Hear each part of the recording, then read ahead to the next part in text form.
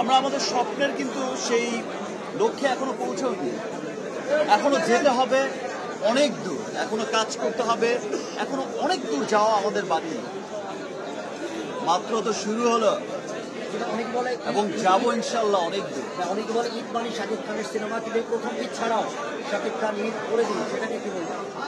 ঈদ ছাড়া highest opening ছিল তো, ছিল বাস দ্যাট মিনস ঈদ ছাড়া সিনেমা সবসময় সুপারহিট হয়েছে। ইনফ্যাক্ট আমার ক্যারিয়ারে যত সিনেমা এসেছে, বিগ হিট সিনেমা, সেটা আমার আমার প্রিয়া থেকে যতগুলো সিনেমা এসেছে, কোটি টাকার খাতে যতগুলো বিগ হিট সিনেমা এসেছে, সবগুলো কিন্তু ঈদ ছাড়াই এসেছে। বিকজ ঈদে একটা কম্পিটিশন কিন্তু থাকে, অনেক সিনেমার ভিড় থাকে, ঈদ ছাড়া কিন্তু একক সিনেমা থাকে।